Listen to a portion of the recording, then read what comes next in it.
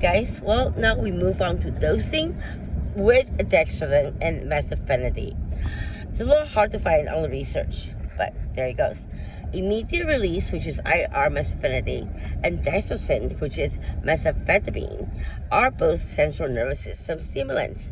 They're not routinely prescribed together because they have overlapping effects and can substantially increase the risk of adverse cardiovascular and psychiatric effects possibly. If they're used together at all, it is generally only by an experienced clinician with careful monitoring.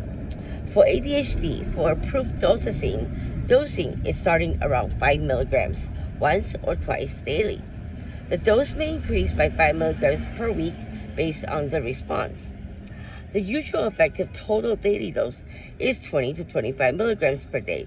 So that would be 5 milligram cubed, right? Often divided into 2 doses only. However, there is no validated dose conversion between the IR methylphenidate and Desoxyn because the absorption mechanism is different, and you do have to try trial and error. No standard protocol for adding Desoxyn to that amount of methylphenidate either.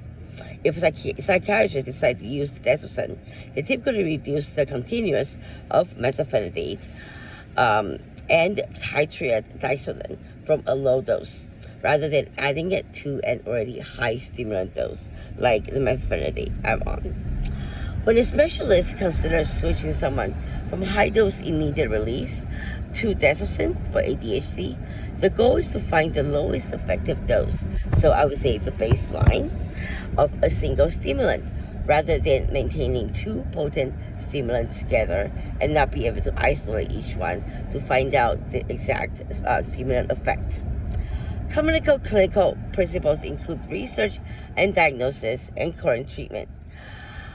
Before switching, the clinician reviews whether the remaining symptoms are truly due to ADHD or whether it is triggered by PTSD also, the anxiety, the depression, the poor sleep, medication tolerance, or any other medical conditions that's contributing. Review safely. This includes checking blood pressure, heart rate, weight, sleep, appetite, side effect, personal family history of cardiovascular disease or psychosis. An ECG may be considered for some patients based on their history. Next, avoiding high combined stimulant exposure, which is Desoxyn as well as methylphenidate on my, if it's added to my dose. Rather than adding methamphetamine to an already high dose methylphenidate, clinicians generally aim to reduce or discontinue the methylphenidate while introducing the new medication cautiously if they decide to switch is appropriate. Next, starting the new medication conservatively, monitoring closely after. Lastly, adjusting the plan based on the response.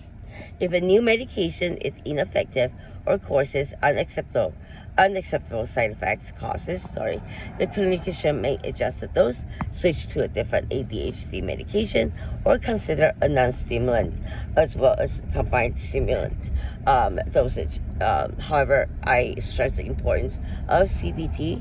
Work with your clinicians about it, and thank you very much.